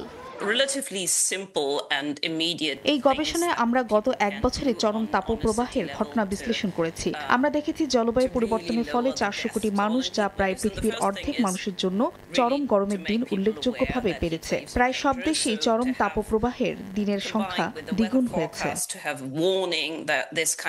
বিশেষজ্ঞদের মতে তাপপ্রবাহ এক নীরব ঘাতক। মানুষ রাস্তায় লুটিয়ে পড়ে না বলে মৃত্যুর প্রকৃত চিত্র সামনে আসে না, বরং অনেকে মারা যান হাসপাতাল কিংবা অপর্যাপ্তভাবে শীতলকৃত ঘরে। পরিবেশ বিজ্ঞানীরা বলছেন, এখনই দরকার কার্বন নিঃসরণ কমানো, তাপপ্রবাহ পর্যবেক্ষণ ব্যবস্থা জোরদার করা এবং শহরগুলোকে আরও তাপ সহনশীল করে গড়ে তোলা। লাইলাক ফুলের সমারোহ দেখতে রাশিয়ার মস্কোর একটি বাগানে ঢল নেমেছে মানুষের। ফুলের সৌন্দর্যে মুগ্ধ স্থানীয় ও বিদেশি পর্যটকরা। বাগানটিতে দেখা মিলছে 70 বছর আগের লাইলাক ফুলের জাত। দীর্ঘদিন অবহেলিত অবস্থায় থাকায় এই বাগানটির ঐতিহ্য রক্ষায় কাজ অব্যাহত আছে বলে জানায় সংশ্লিষ্ট কর্তৃপক্ষ।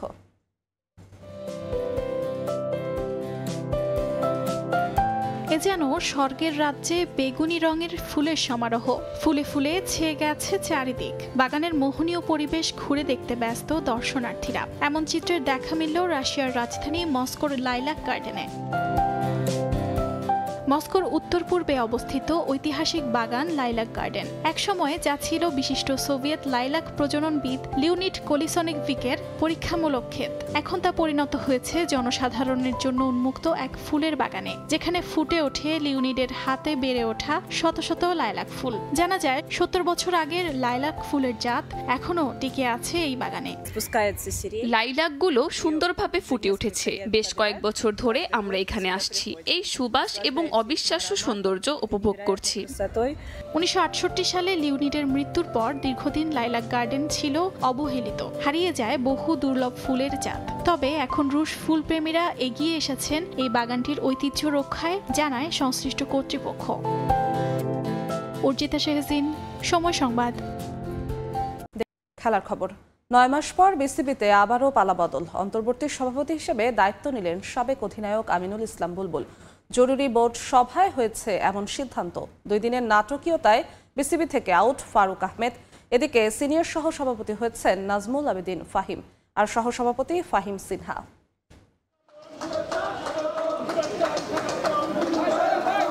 নাজমুল হাসান পাপন, ফারুক আহমেদ, অবশেষে আমিনুল ইসলাম বুলবুল। গেল 10 মাসে তৃতীয় সভাপতি দেখল দেশের ক্রিকেট।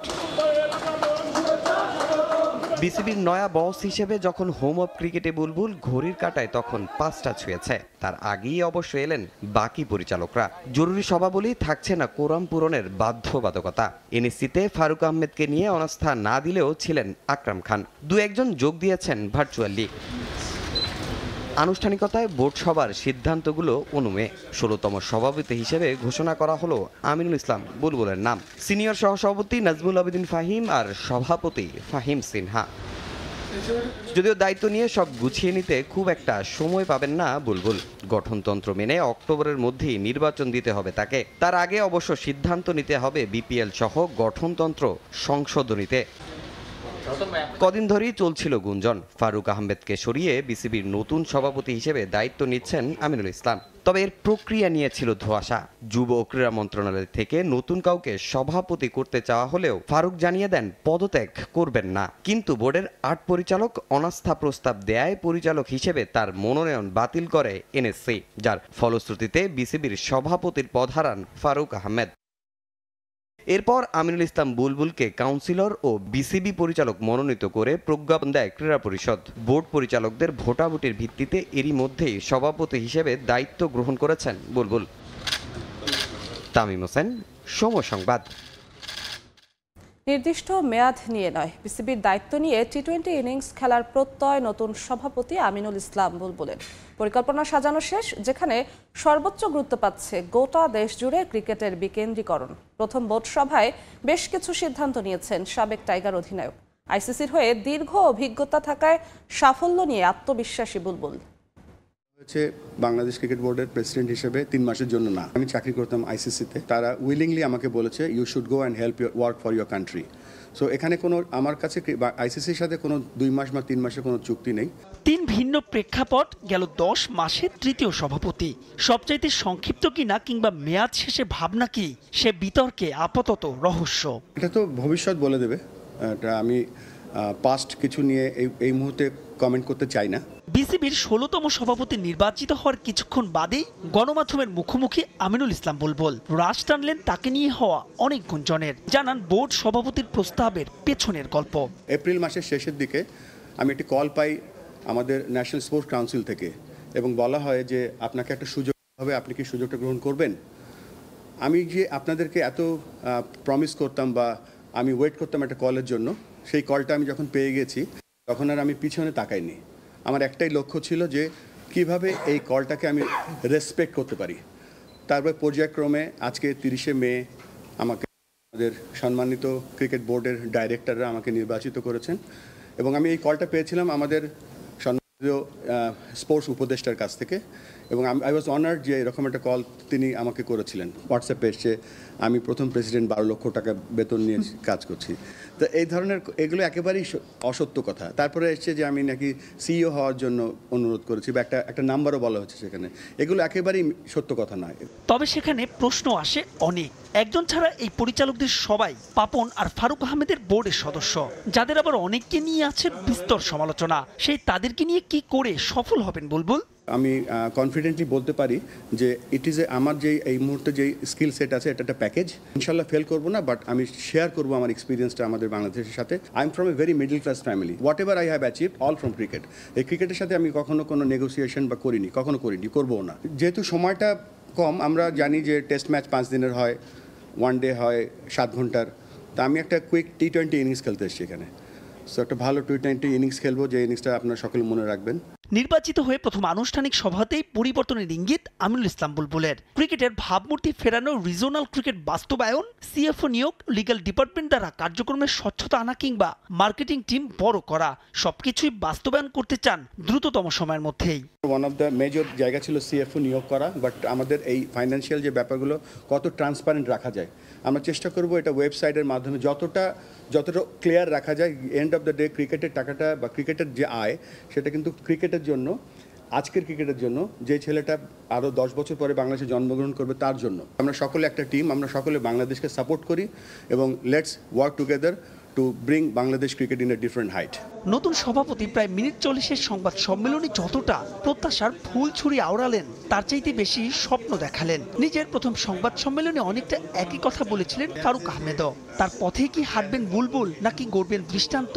আপাতত সেই উত্তর সময়ের হাতে তোলা। আপনি সবথেকে গরিব প্রেসিডেন্ট, যতগুলো প্রেসিডেন্ট বাংলাদেশে এসছে। আমার এই মুহূর্তে আমার কাছে কিছু নেই, আমি ওইভাবে কিছু করিও না। মাহবুব লিমন, সময় সংবাদ, ঢাকা।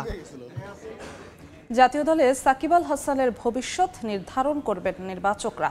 ফিট থেকে পারফর্ম করলে এই অলরাউন্ডারের প্রত্যাবর্তনের সম্ভাবনা দেখছেন আমিনুল ইসলাম বুলবুল। বিসিবির ওপর ক্রীড়া মন্ত্রণালয়ের প্রভাব নিয়ে সরাসরি উত্তর দেননি বিসিবির নতুন সভাপতি। ফারুককে সরিয়ে দেওয়ার একদিন পর বদলে গেছে নাসুমের চরকাণ্ডের চিত্রনাট্য। নাসুম আহমেদকে অস্ত্র বানিয়ে হাতুরু সিংহের ওপর প্রতিশোধ নেন ফারুক আহমেদ। এতদিন পর্যন্ত গুঞ্জনে ছিল ফারুক অধ্যায় পেছনে ফেলার কয়েক ঘন্টায় এবার সাক্ষ্য দিলেন খোদ বিসিবি পরিচালক। তখন পর্যন্ত যদি আমরা ডেফিনিটিভ প্রমাণ পেতাম তাহলে আমাদের ওই প্রতিবেদন ওটা থাকতো এবং সেটা তখনই ডিসক্লোজ হতো। এই পরিচালকদের অনাস্থায় কাটা পড়েন সদ্য সাবেক সভাপতি। আবার তাদের ভোটেই ক্রীড়া পরিষদ মনোনীত আমিনুল ইসলাম এখন নতুন সভাপতি। হোম অফ ক্রিকেটে চলছে মিউজিক্যাল চেয়ার কম্পিটিশন। কখন হাওয়া কোন দিকে যাবে সেটা বোঝা বড় মুশকিল। গত 10 মাসে বিসিবির ওপর ক্রীড়া মন্ত্রণালয়ের প্রভাব অনেকটা স্পষ্ট। নতুন সভাপতি হিসেবে আমিনুল ইসলাম এই প্রভাব টের পাচ্ছেন কিনা এই প্রশ্নে সরাসরি উত্তর দেননি সাবেক অধিনায়ক। কয়েকদিনের এক্সপিরিয়েন্সে এমন কিছু মনে হয়নি যে তার কারো কথায় চলতে হতে পারে। ক্রিকেট একটা ভেরি আমি বলবো যে কালচারাল গেম। এখানে ভেরি হাইলি টেকনিক্যাল গেম। এখানে ক্রিকেটটা কেউ কাউকে শেখাতে পারে না। প্রসেস আপনি যে বললেন যে কিছু যেগুলো এসছে সেগুলো তো আমি আজকে এসছি, আমি সেগুলো দেখব এবং আমাদের এখানে যে দল আছে আমরা সেটা দেখব। নাসুমের চরকাণ্ডের মতো গুঞ্জন আছে সাকিব ইস্যুতেও। সাকিবের দেশে ফেরায় বাধা কেবল ক্রীড়া উপদেষ্টা, এমন আলোচনায় সরগরম থাকে ক্রিকেট পাড়া। নতুন সভাপতি সাকিব আল হাসানের ভবিষ্যৎ ছেড়ে দিলেন নির্বাচকদের ওপর। সাকিব তো world one of the finest allrounder এবং আমরা আশা করব সাকিব ফিট থাকবে এবং ভালো ক্রিকেট খেলবে। উপদেষ্টার কলের সাথে তো এটার কোনো সম্পর্ক নেই, উপদেষ্টা তো সিলেক্টর না। তবে এটা আমাদের যে ক্রিকেট বোর্ডের যে সিলেকশন কমিটি আছে তারা দেখবে এবং আমাদের সিলেকশন একটা প্রসেস বা একটা সিস্টেম আছে, তারা সেটা ফলো করবে এবং সেটা আমরা রেসপেক্ট করব। পাপন পরবর্তী অধ্যায়ে প্রত্যাশার গল্প শুনিয়েছিলেন ফারুক আহমেদও। তবে হোম অফ ক্রিকেটের হট সিটে বসে বাস্তবতা টের পেতে লাগলো মাত্র 9 মাস। এবার সেখানে বুলবুল যাত্রাটা যে সহজ হবে না সেটা বোঝা যাচ্ছে খুব সহজেই। আমাদের যে ক্রিকেট বোর্ডের যে সাব্বির মিথুন, সময় সংবাদ। এদিকে আইসিসির নিষেধাজ্ঞার শঙ্কায় বাংলাদেশ ক্রিকেট বোর্ড। বিসিবির গঠনতন্ত্র 13.3 ধারা না মেনে অপসারণ করা হয়েছে ফারুক আহমেদকে। এছাড়া সভাপতিকে সরানোর ঘটনায় হস্তক্ষেপ করেছে জাতীয় ক্রীড়া পরিষদ। আইসিসির নিয়ম অনুযায়ী বোর্ড কখনোই দেশের সরকার হস্তক্ষেপ করতে পারবে না। ইতিমধ্যে আইসিসির কাছে অভিযোগ করেছেন ফারুক আহমেদ। আর এটা বিশ্ব ক্রিকেট নিয়ন্ত্রক সংস্থা আমলে নিলে নিষেধাজ্ঞায় পড়তে পারে বিসিবি।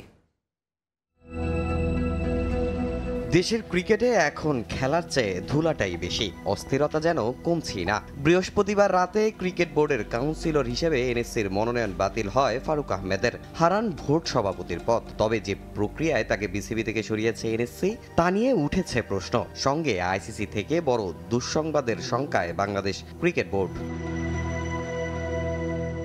ফারুক আহমেদকে অপসারণের প্রথম কারণ হিসেবে জাতীয় ক্রীড়া পরিষদ দেখিয়েছে 8 পরিচালকের অনাস্থাপত্র। দ্বিতীয় কারণ এবারের বিপিএলে তার করা অনিয়মের তদন্ত রিপোর্ট। কিন্তু তিনি সভাপতি হওয়ায় তাকে বাদ দেয়া নিয়ে বিসিবির গঠনতন্ত্রে আছে জটিলতা। বিসিবির গঠনতন্ত্রে 13.3 ধারা বলছে পরিচালনা পরিষদের পরিচালকের মৃত্যু, পদত্যাগ, মানসিক ভারসাম্যহীন অথবা ওই পরিচালককে শৃঙ্খলাজনিত শাস্তি প্রদান করলে সে প্রেক্ষিতে পরিচালক অপসারণ করা যাবে। সঙ্গে এই বিষয়গুলোর বিধি অনুসারে সুস্পষ্ট প্রমাণ নিশ্চিত করতে হবে। কিন্তু এর কোনোটিতেই এখন পর্যন্ত নেই ফারুক আহমেদ। এছাড়া বিপিএল এর অনিয়মের তদন্ত রিপোর্ট তার বিপক্ষে আসলেও তা নিয়ে আপিল করার সুযোগ থাকবে সাবেক এই অধিনায়কের। যদিও ফারুক আহমেদ যেহেতু এনএসসি থেকে মনোনীত ছিলেন, সেক্ষেত্রে ক্রীড়া পরিষদ চাইলেই সে মনোনয়ন কেড়ে নিতে পারে। তবে ফারুক সভাপতি হওয়ায় বাধে যত বিপত্তি। জাতীয় ক্রীড়া পরিষদ একটি সরকারি প্রতিষ্ঠান। আইসিসি নিয়ম অনুযায়ী কোনো বোর্ডই হস্তক্ষেপ করতে পারবে না দেশের সরকার। ফারুক যেহেতু সভাপতি, স্বাভাবিকভাবেই তার গুরুত্ব বেশি থাকবে বিশ্ব ক্রিকেট নিয়ন্ত্রক সংস্থার কাছে। ইতোমধ্যে আইসিসির কাছে নাকি চিঠিও পাঠিয়েছেন ফারুক আহমেদ। জানিয়েছেন জোর করেই সভাপতি পদ থেকে সরানো হয়েছে তাকে। আর যদি এ অভিযোগ আমলে নেয় আইসিসি, তাহলে নিষেধাজ্ঞায় পড়তে পারে বাংলাদেশ ক্রিকেট বোর্ড। তামিম হোসেন, সময় সংবাদ। এশিয়ান কাপ বাছাইয়ের ম্যাচ সামনে রেখে শুরু হলো জাতীয় ফুটবল দলের ক্যাম্প। হেভিয়ার কাবরেরা প্রাথমিক স্কোয়াডে ডাক পাওয়া 24 ফুটবলার রিপোর্ট করেছেন টিম হোটেলে। আগামী সোমবার হামজা ও বুধবার সমিত সোম যোগ দেবেন ক্যাম্পে। স্কোয়াড নিয়ে সন্তুষ্ট কোচ কাবরেরা 2 ম্যাচেই সমর্থকদের জয় উপহার দিতে চান ফুটবলাররা। বাংলাদেশ সিঙ্গাপুর ম্যাচের টিকিটের চাহিদা আকাশচুম্বী। একটা টিকিট পেতে চারদিকে হাহাকার। ক্যাম্প শুরুর দিন গণমাধ্যম কর্মীদের কাছে জামাল ভুঁইয়ার এই প্রশ্নই বলে দিচ্ছে এবার সৌজন্য টিকিট পাচ্ছেন না ফুটবলাররাও। টিকিট নাই, সেল হয়ে গেছে একদম। প্লেয়াররা কোন টিকিট পাবে না। এশিয়ান কাপ বাছাইয়ের সিঙ্গাপুর ম্যাচের জন্য ক্যাম্পে উঠেছেন জাতীয় দলের ফুটবলাররা। সন্ধ্যা 7টার আগে টিম হোটেলে ম্যানেজার আমির খানের কাছে রিপোর্টিং করেন জামাল, তারিক, তপু, মিতুল, আলামিনরা। একই পজিশনে খেলা 2 ভাই সাদউদ্দিন ও তাজউদ্দিন এলেন সবার শেষে। ক্যাম্পে যোগ দিয়েছেন 2 দিন আগে দেশে আসা ফাহমেদুল ইসলামও। হামজা সমিত ছাড়া এদিন ক্যাম্পে উঠেছেন সিঙ্গাপুর ম্যাচের প্রাথমিক একাদশে ডাক পাওয়া 24 ফুটবলার। 4 জুন ভুটানের বিপক্ষে প্রীতি ম্যাচ খেলবে লাল সবুজ দল। এই ম্যাচ সহ সিঙ্গাপুর ম্যাচের দিকেও বাড়তি নজর হাবিয়ার কাবরেরার। নজর রাখছেন প্রতিপক্ষের শক্তিমত্তায়ও। আমার জন্য দুটি ম্যাচই গুরুত্বপূর্ণ। আমরা পূর্ণ শক্তির দল পেয়েছি। বিগত কয়েক ম্যাচে আক্রমণ ভাগ নিয়ে আমরা ভুগেছি, তা নিয়ে কাজ করছি। প্রতিপক্ষের উপরও আমার নজর আছে। তারা পূর্ণ শক্তির দল নিয়ে আসছে। সিঙ্গাপুর তাদের স্ট্রাইকার আনোয়ারকে ফিরিয়ে তাদের সামর্থ্য বাড়িয়েছে। সিঙ্গাপুরের সাথে যে ম্যাচ, সবারই একটা আশা যে আমরা একটা ভালো রেজাল্ট করব, প্লাস হলো যে একটা অনেকদিন পরে ফিরে আসতেছি আমরা ঢাকা স্টেডিয়াম। সেই ঢাকা স্টেডিয়ামে খেলার জন্য প্লেয়াররাও কিন্তু ব্যাকুল। আমি মনে করি যে এটা একটা প্লাস পয়েন্ট হবে আমাদের জন্য। ভারত ম্যাচে সুযোগ পাননি অধিনায়ক জামাল ভুঁইয়া, তবে সিঙ্গাপুরের বিপক্ষে নামতে মুখিয়ে আছেন JB6। যদিও হামজার পর সমিতের অন্তর্ভুক্তি মাঠে যে প্রতিদ্বন্দ্বিতা বাড়িয়েছে জামালের। অন্যদিকে দীর্ঘদিন পর জাতীয় স্টেডিয়ামে ম্যাচ ফেরায় যে কোনো মূল্যে জয় তুলে তার সমর্থকদের উপহার দিতে চান তপু বর্মন। র্যাঙ্কিং বিবেচনা করি, তারা র্যাঙ্কিংয়ে আগানো, কিন্তু যদি ম্যান টু ম্যান বা টিম যদি হিসাব করেন, ডেফিনেটলি আমার কাছে মনে হয় আমরা আগায় রাখবো, কারণ আমাদের হোম গ্রাউন্ডে খেলা। আর ওই দিক দিয়ে অবশ্যই সিঙ্গাপুর আপনার ওই এরিয়াতে ওই জোনে খুব ভালো খেলে এবং তাদের রিসেন্ট কিছু ম্যাচ তারা ভালো করে নেয়, এটাও আমরা জানি। তো আশা করি যে আমাদের মাঠে খেলা আমরা একটা ভালো ম্যাচ উপহার দিতে পারবো দেশবাসী। লাস্ট ম্যাচ খেলতে পারি না, বাট এটা কোচের ডিসিশন। বাট এই ম্যাচ আমি রেডি আছি। কম্পিটিশন তো প্রত্যেক গেম হবে না, নতুন প্লেয়ার আসবে, চলে যাবে, নতুন প্লেয়ার আসবে, এটা পার্ট অফ ফুটবল। শনিবার বিকেল 5টায় জাতীয় স্টেডিয়ামে অনুশীলন করবে লাল সবুজ দল। সোমবার হামজা ও বুধবার জাতীয় দলের ক্যাম্পে যোগ দিবেন সমিত সোম। ফাহিম ইসলাম, সময় সংবাদ, ঢাকা। ত্রিদেশীয় সিরিজের প্রথম ম্যাচে আজ ইন্দোনেশিয়ার মুখোমুখি হবে বাংলাদেশ নারী ফুটবল দল। ফিফা র্যাঙ্কিংয়ে এগিয়ে থাকলেও নিজেদের সামর্থ্যে আস্থা রাখছেন অধিনায়ক আফিদা খন্দকার। জুনে এশিয়ান কাপ বাছাইয়ের আগে এ ম্যাচে ভালো পারফর্ম করে নিজেদের আত্মবিশ্বাস বাড়াতে চান ফুটবলাররা। অভিজ্ঞ ও তারুণ্য সমৃদ্ধ দল হওয়ায় জয় নিয়ে আত্মবিশ্বাসী ম্যানেজার মাহমুদা আক্তার অনন্যা। সাবিনা সানজিদারা না থাকলেও চিন্তিত নন তিনি। আম্মানের কিং আবদুল্লাহ স্টেডিয়ামে ম্যাচ শুরু হবে বাংলাদেশ সময় রাত 8টায়। জর্ডানের আম্মানের সবুজ প্রকৃতির সঙ্গে মিলেমিশে একাকার বাংলাদেশ নারী ফুটবল দল ত্রিদেশীয় সিরিজে ইন্দোনেশিয়া পরীক্ষার আগে শেষবারের মতো নিজেদের ঝালিয়ে নেয়ার চেষ্টা ফুটবলারদের। গত জানুয়ারিতে কোচ পিটার বাটলারের অধীনে অনুশীলন করতে না চেয়ে বিদ্রোহ করে বসেন সাবিনা সানজিদা সহ 18 ফুটবলার। নানা চড়াই উতরাইয়ের পর চাপা পড়েছে সে ক্ষোভের আগুন। নিজেদের সেরা ছন্দ খুঁজে পেতে মরিয়া নারী ফুটবলাররা। কোচের সঙ্গে দ্বন্দ্বের জেরে বাটলারের 23 সদস্যের এই দলে নেই সাবিনা সানজিদাদের মতো পরীক্ষিতরা। তবে মারিয়া মান্ডা, ঋতুপর্ণা, রূপনাদের রেখেছেন কোচ। নতুন ও পুরনোদের নিয়ে জর্ডানে ত্রিদেশীয় সিরিজে ভালো করার লক্ষ্য তার। সিরিজে আফিদাদের প্রথম ম্যাচে প্রতিপক্ষ ইন্দোনেশিয়া। ফিফা র্যাঙ্কিংয়ে যারা আছে 94তম স্থানে, বাংলাদেশের অবস্থান যেখানে 133। জুনে এশিয়ান কাপ বাছাইয়ের আগে এ আসর দিয়ে নিজেদের প্রস্তুতি সেরে নিতে চায় নারী দল। রক্ষণে অভিজ্ঞ শামসুন্নাহার সিনিয়র, শিউরি আজিম, আফিদা খন্দকার। আক্রমণে তহুরার শামসুন্নাহার জুনিয়র, সাগরিকা ও প্রীতির সঙ্গে মাঝ মাঠে কোচের আস্থা হতে পারেন মনিকা চাকমা, মারিয়া মান্ডারা। গোল পোস্টে যথারীতি ভরসা রূপনা চাকমার উপরই। অভিজ্ঞ ও তারুণ্যের মিশেলে দল হওয়ায় জয় নিয়ে আশাবাদী ম্যানেজার মাহমুদা আক্তার অনন্যা। টিমের বন্ডিংও ভালো, আশা করছি ভালো একটা কিছু নিয়ে বাংলাদেশে যাব, আর কালকে ভালো একটা ম্যাচ দিয়ে 3 পয়েন্ট নিয়ে মাঠ ছাড়বো। অধিনায়ক আফিদার কাছে চ্যালেঞ্জটা একটু আলাদা। আরব আমিরাত সফরের দুঃসহ স্মৃতি ভুলে যেতে চান তিনি। অভিজ্ঞদের কাছ থেকে সেরাটা আদায়ের পাশাপাশি নিজেকে উজাড় করে দিতে প্রস্তুত আফিদা। টিম আমাদের আলহামদুলিল্লাহ ভালো, দুবাইয়ের থেকে এখন সিনিয়র জুনিয়র মিডিয়াটা সমন্বয়ে একটা টিম ভালো আছে। ইন্দোনেশিয়ার বিপক্ষে এবারই প্রথম কোনো ম্যাচ খেলবে বাংলাদেশ নারী ফুটবল দল। পারভিন আক্তার, সময় সংবাদ। স্কুল অব হ্যাপিনেসের উদ্যোগে চট্টগ্রাম বিশ্ববিদ্যালয়ে আয়োজন করা হয়েছে ব্যতিক্রমধর্মী 10 কিলোমিটার স্বল্প দৈর্ঘ্য দৌড় প্রতিযোগিতা। শারীরিক ও মানসিকভাবে সুস্থ থাকার লক্ষ্যেই করা হয় এমন আয়োজন। চাপমুক্ত থেকে সুখী জীবন গড়তে হবে এমন প্রতিপাদ্যকে সামনে রেখে শুক্রবার আয়োজন করা হয় 10 কিলোমিটারের এই দৌড়। চট্টগ্রাম বিশ্ববিদ্যালয়ের সেন্ট্রাল ফিল্ডে শুরু হয়ে বিভিন্ন গুরুত্বপূর্ণ স্থান অতিক্রম করে এই দৌড় এক লেপে শেষ হয় সেন্ট্রাল ফিল্ডে ফিরে। 3 শতাধিক প্রতিযোগী এতে অংশ নেন। শেষে প্রত্যেক সফল রানারকে দেওয়া হয় ফিনিশার মেডেল, জার্সি ও সার্টিফিকেট।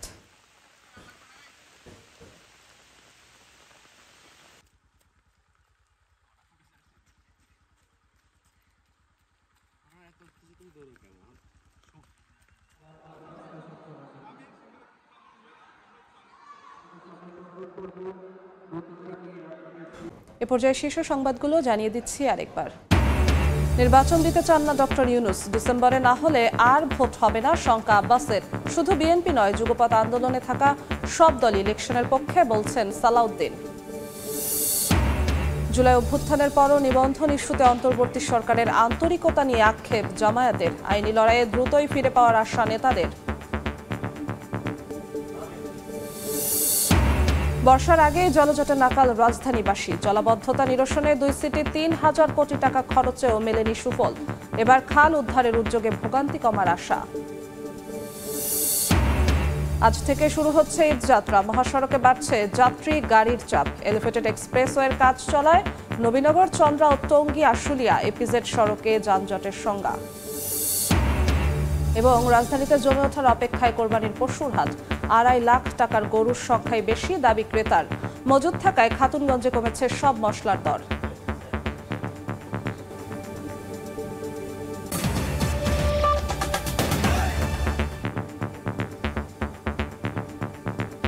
এই ছিল ভোরের সময়, সঙ্গেই থাকুন সময়ের।